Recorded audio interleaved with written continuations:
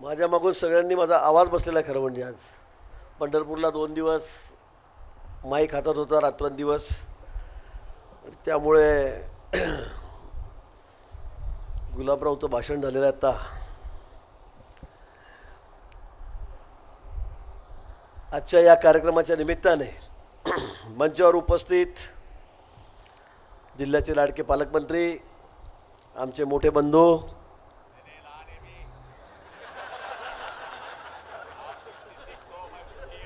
तुम्ही म्हटले ना लहान मोठे भाऊ आम्ही म्हणून.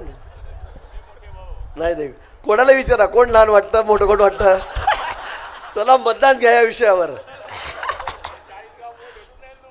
नाही नाही, तुम्ही जिल्ह्यात कुठे विचारा, तुमच्या मतदारसंघातील लोक हे सांगतील. ओ ते म्हणतात नकली केस बसवले म्हणतात. मान्य गुलाब भाऊ, आपले सर्वांचे लाडके आमदार मंगेश दादा, त्या प्रतिभाताई, मंचावर उपस्थित सर्व अधिकारी पदाधिकारी, मंगेश दादांनी ज्यांची ज्यांची नावं घेतले ते सगळेजण, म्हणजे 25-30 नावदारांनी घेतले, घ्यायचे 100 नावं आहेत मला वाटतं इकडे बसले ते सगळे वरचे. कारण सगळंच 40गावमध्ये आपलंच आहे. त्यामुळे आता कोणाचं नाव घ्यावं कोणाचं सोडावं हाही प्रश्न आहे. जिल्हाधिकारी, CO परवानगी घेऊन या ठिकाणून गेलेत.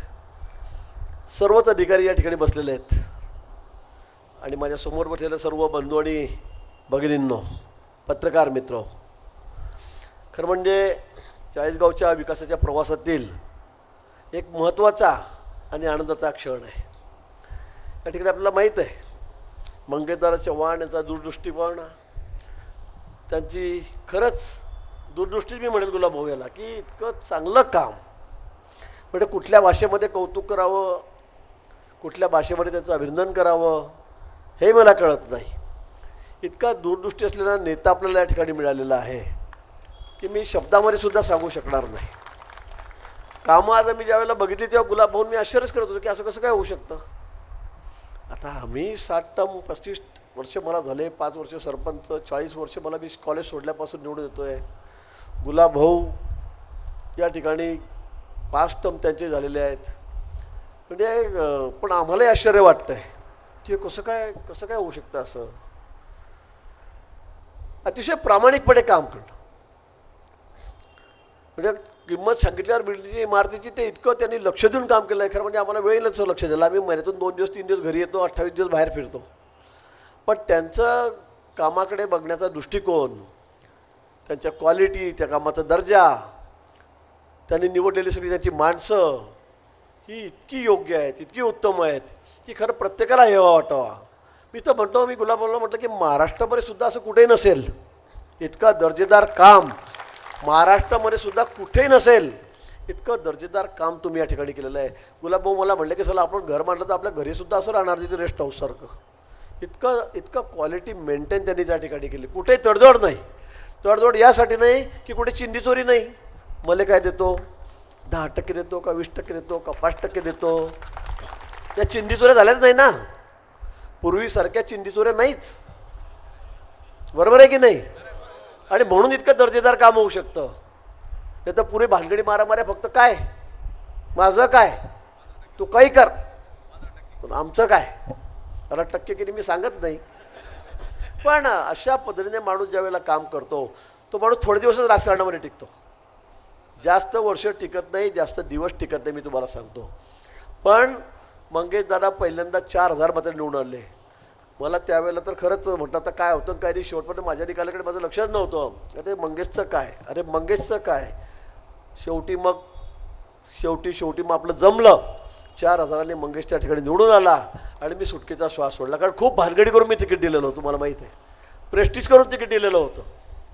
मंगेशला तिकीट द्यायचं, कारण राजकारणामध्ये तसं काही फार मंगेशचं काही असं काम नव्हतं.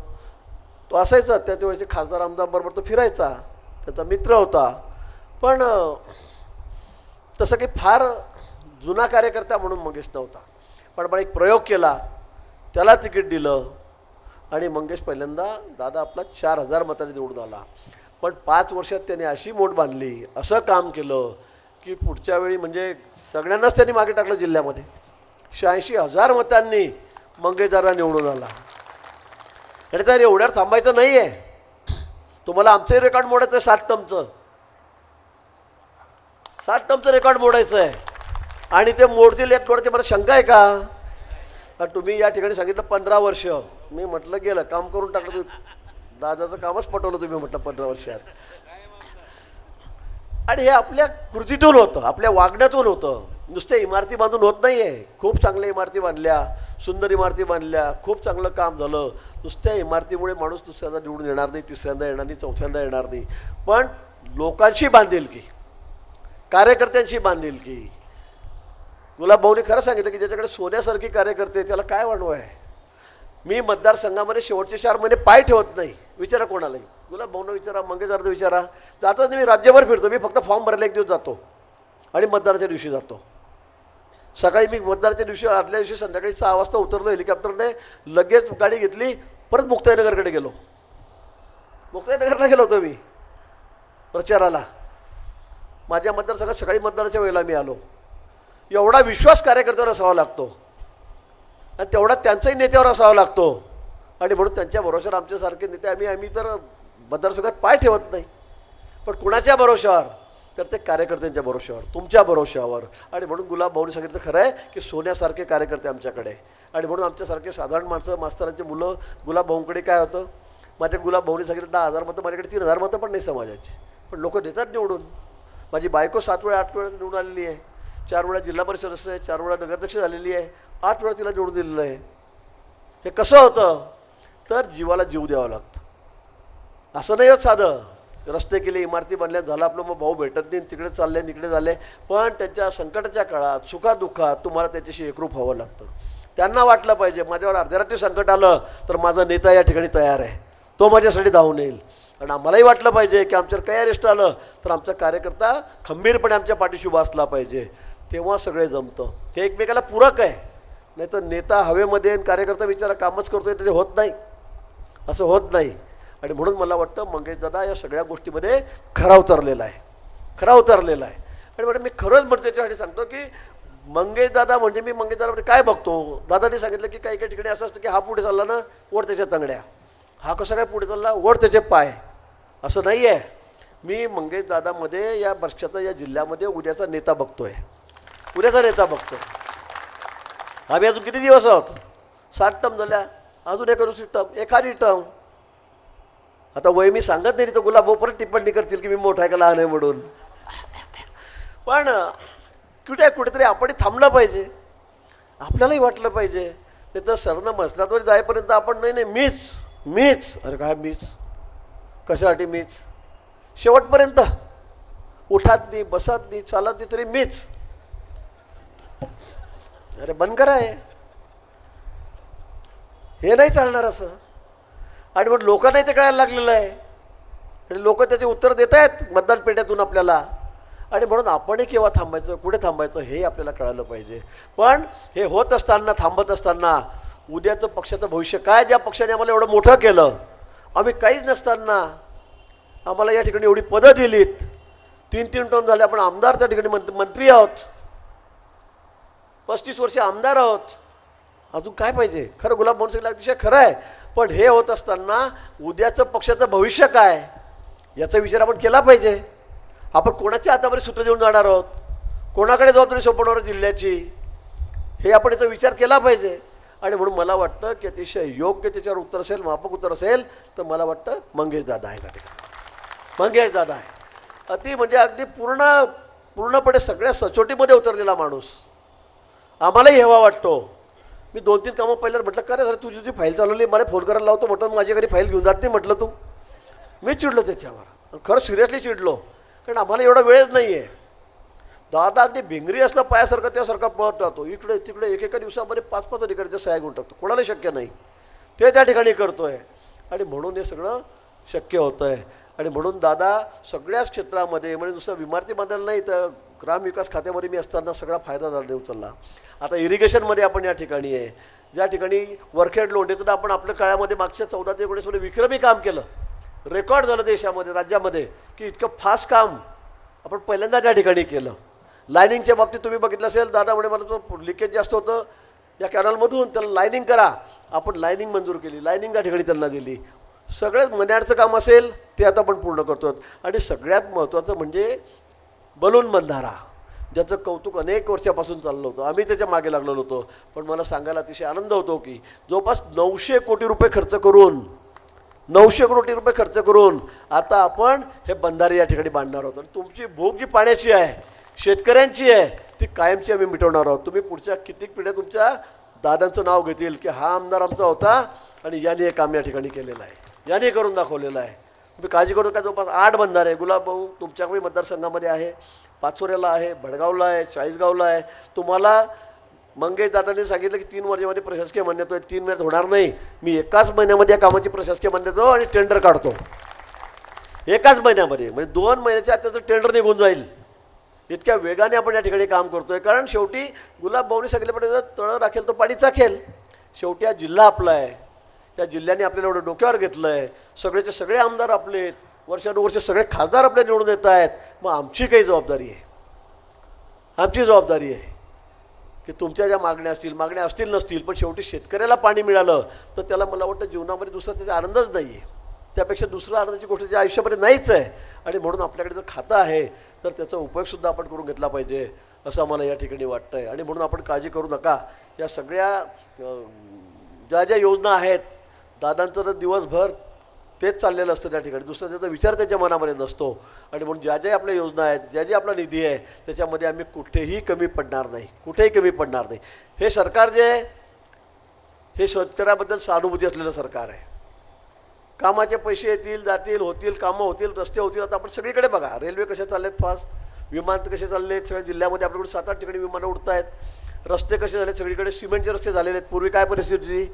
सरकार बदललं, 12 वर्षापासून मोदीजी पंतप्रधान झालेत. सगळे देशभरातले कुठेही जा तुम्ही, सगळीकडे सिमेंटचे रस्ते आहेत. कुठे तुम्हाला खड्डे कुठे दिसत फार क्वचित ठिकाणी असतील की त्या ठिकाणी खड्डे आहेत. पण आता तेही काम त्या ठिकाणी सुरू आहे. अगदी शेतात जाणारे, गुलाबभाऊंनी शेतात जाणारे रस्तेसुद्धा पोखरामध्ये आपण त्या ठिकाणी घेतले आहेत.